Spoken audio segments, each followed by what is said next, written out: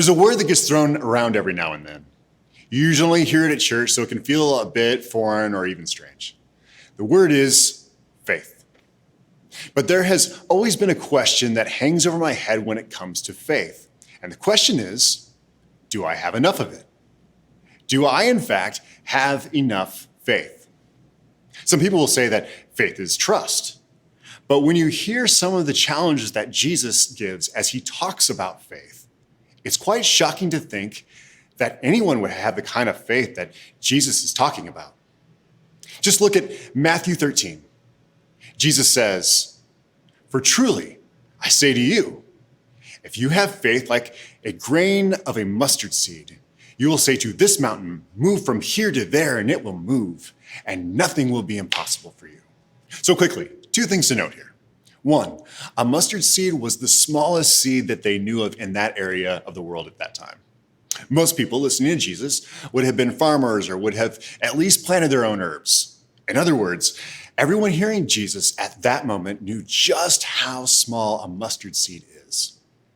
The second thing to note is that the phrase moving a mountain was a real common phrase back then, used to emphasize just how impossible something was. Jesus was not literally saying that you will be able to pick up a mountain and move it using the force or something.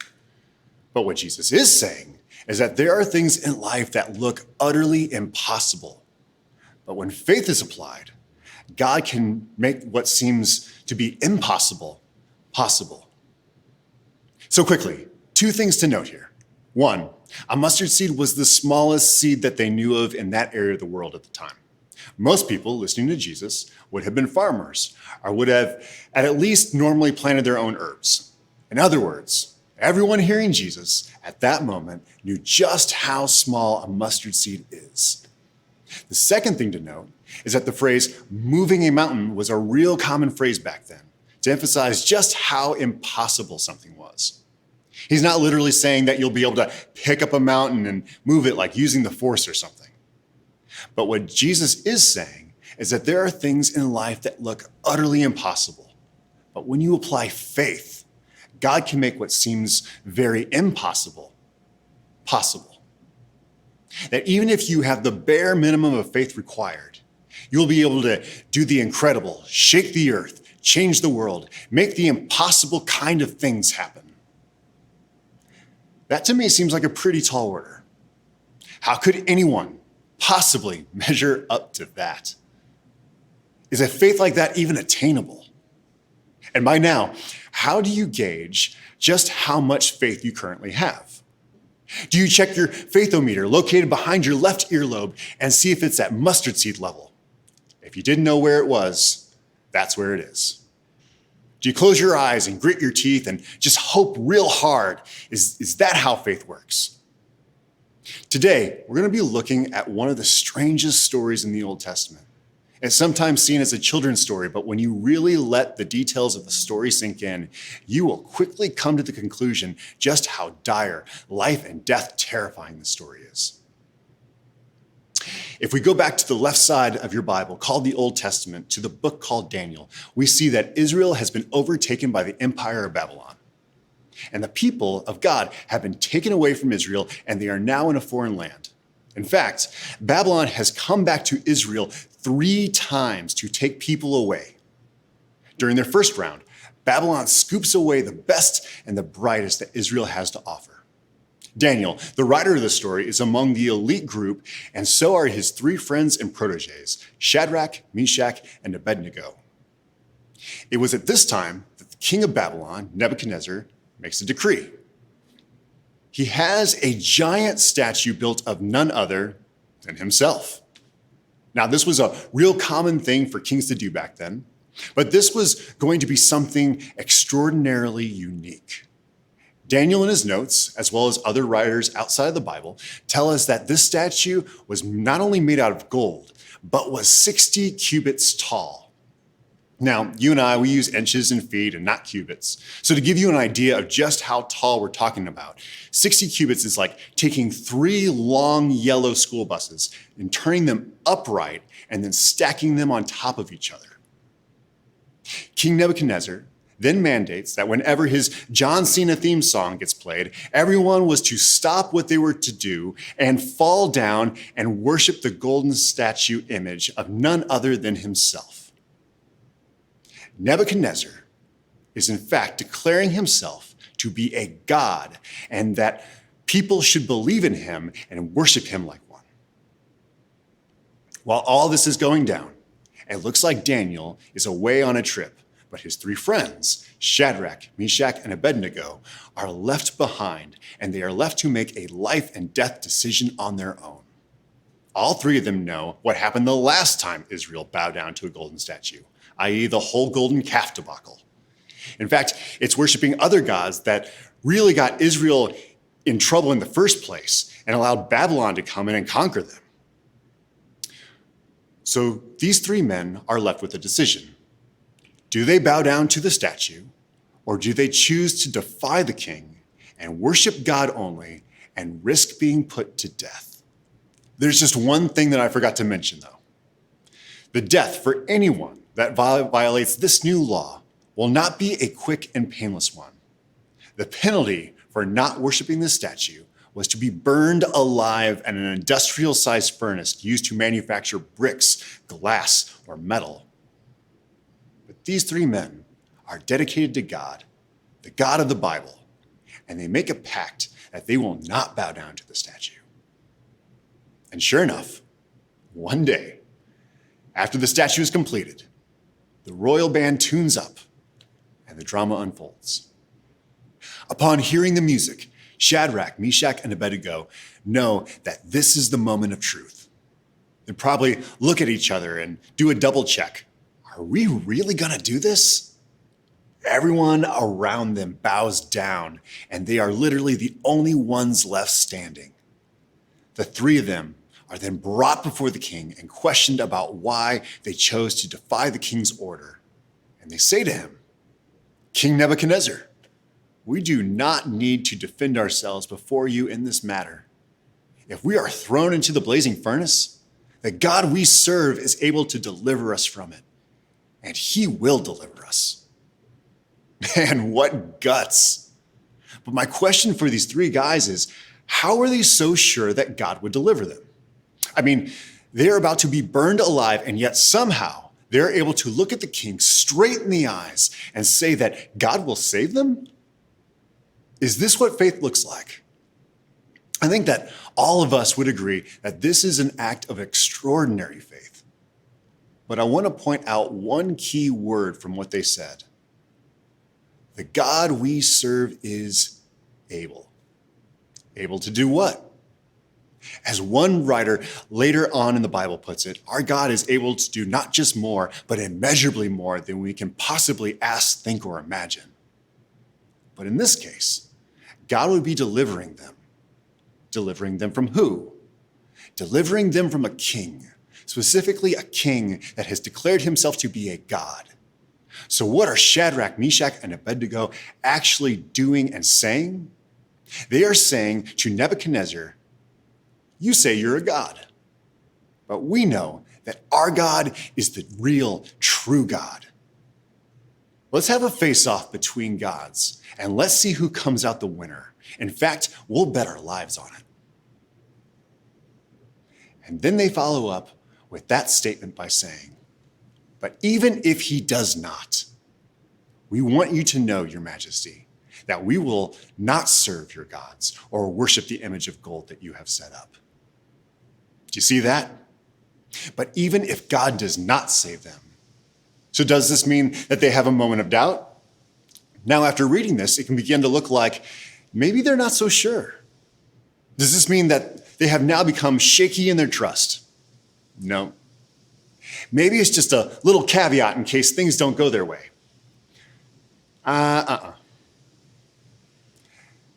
Here, they are acting out their faith through obedience. They know God's laws. Many of you have heard about the Ten Commandments. And one of God's laws is to have no other gods before him. And another one is don't make anything that looks like a god. And here they are, staking their lives on obedience. Hang on to that because we're going to keep coming back to that word, obedience. And many of you know how the story finishes out. Nebuchadnezzar is enraged. He orders the furnace heated 7 times hotter than usual. Why 7? Well, 7 is kind of Bible code for fullness or completeness. In other words, the king is bringing heat, fire, and destruction to its ultimate. If Nebuchadnezzar is a god, then Shadrach, Meshach, and Abednego are about to experience the wrath of a god. When I was in college, like all good college students, I took ceramics. I got to spend $1,000 to play with Play-Doh. But there was this old kiln that would sometimes get used to harden the clay. Once a semester, we would light it up. But to get it to the correct temperature, it would take all day of adding wood. And the students would have to stay up all night adding wood to keep it to the correct temperature. Undoubtedly, Shadrach, Meshach, and Abednego were watching all day as soldiers prepared their execution. The furnace would not only be a place of their death, but it would be their grave as well. And once the furnace had reached inferno status, the king has Shadrach, Meshach, and Abednego thrown in. It said that the furnace is made so hot that the guards that throw Shadrach, Meshach, and Abednego in, that they die from the heat. So now let's stop here for a moment. Here's a question that I have for you. So what if they die? What do you think that would mean when it comes to their faith? Would that have, in fact, disproved their faith? In other words, would they have put their faith in the wrong thing? While you're thinking about that, I have something for you. In just a second, you're going to see 9 dots. And I have a challenge for you. You're going to try to connect all 9 dots by using only 4 lines. But the trick is, you can't pick up your finger. You have to connect all the dots. So if you have a notebook or something like that, you can draw this and try to figure it out that way. If not, you can just use your finger, but you can't be like drawing and then pick it up and then move it to someplace else.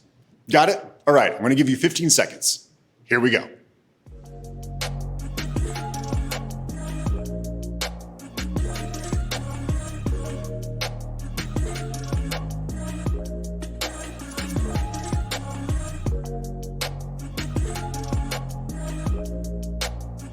All right, come on back.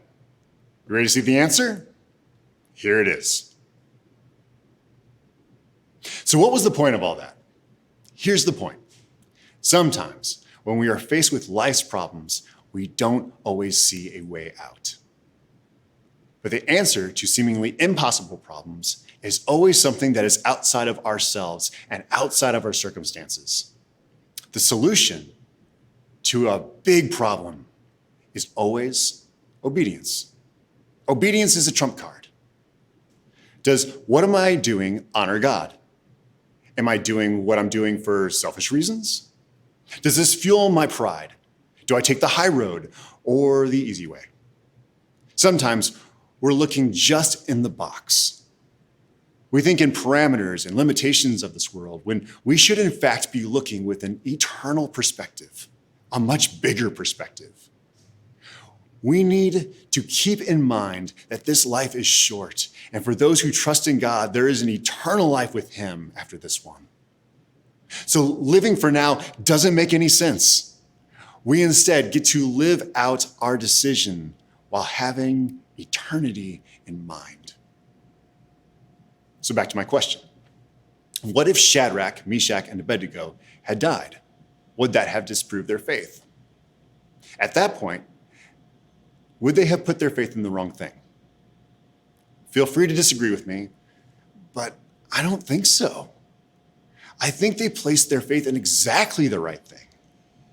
Many times, we think we have to see the results and the reward of our obedience in this life, when in fact, God rewards us in the next. If these 3 men had died, they would have, at that moment, been brought into the presence of God and into thunderous heavenly applause for their obedience. And what could have been better than that? When it comes to rewards, though, I would even go as far as to say that the story that we are looking at is actually kind of the exception to the rule, isn't it?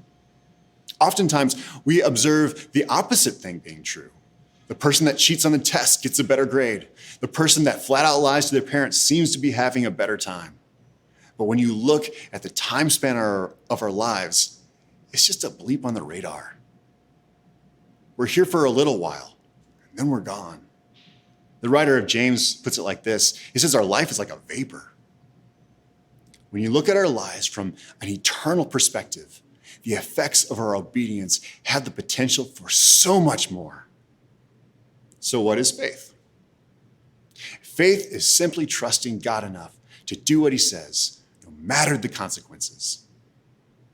Remember, consequences aren't good or bad things. They just are. And consequence is just how things turned out. When you begin to look at how closely knit faith and obedience are to each other, we are brought back to the words of Jesus. You will say to this mountain, move from here to there, and it will move, and nothing will be impossible for you. Obedience moves mountains. So let's think together about what are some seemingly impossible mountains that need to be moved in our world. Is it hunger, disease, human trafficking, depression, anxiety, racial tension, lack of clean drinking water, or refugees? Take your pick. But these worldwide mountain-sized problems will only be moved by faithful people that have been changed by Jesus, exercising their faith through obedience. When the Spirit of God works through you, the church, look out, because God will make the seemingly impossible possible. The hungry are fed, and the sick are healed, and the lost are rescued. The depressed and anxious experience peace, and the displaced find a home. With Jesus, anything's possible, and he partners with you to do it. When the 3 men were placed into the fire, those standing outside noticed something. The king actually jumps to his feet and asks one of his officials, remind me exactly how many men did we put into the furnace? 3, right? Then why am I seeing 4? And the 4th one looks like a son of the gods. Some Bible experts think that this could have been an angel. Yet others have strong reasons to think that this was something a little bit more than that. That this was something that in technical terms is known as a Christophany. This was a moment when Jesus shows up long before his birth. Jesus was with them in the fire, doing the impossible. Jesus didn't leave them to fend on their own. He didn't say, good luck, you got this, guys. He said, no, I'm not going anywhere. I'm sticking right by your side. I was there when you were taken from your home. I was there when you stayed standing instead of doing the easy thing and could have bowed down like everyone else, including the other Israelites. I was with you when you were being questioned. I'm sure not going anywhere now. And Jesus does the same thing with you and me. He stands by your side, and he will walk through the fieriest of times of your life with you. Nebuchadnezzar wanted to go toe to toe and face off with God, and God himself shows up. At seeing this, Nebuchadnezzar orders the 3 men out of the furnace, and not even a single hair of their heads is even singed. The king then makes a new decree that no one is to speak against the God of Israel. And then he says something fascinating. He says that he's doing this because no one can rescue like this God. About 600 years later, God would show up to rescue again. And this time, Jesus would show up as a king. But the kind of a king that the world had never seen before. This king, instead of facing off against a God, would be the face of God. This king would show the world what faith through obedience looks like. The kind of obedience that would lead to his own death. This king, instead of having a golden statue raised to him, would instead be raised up on a cross. And this time, instead of 3 men walking out of a furnace, 3 days later after his death, Jesus would walk out of a borrowed tomb. For there is no greater rescuer than our God. He makes the impossible possible.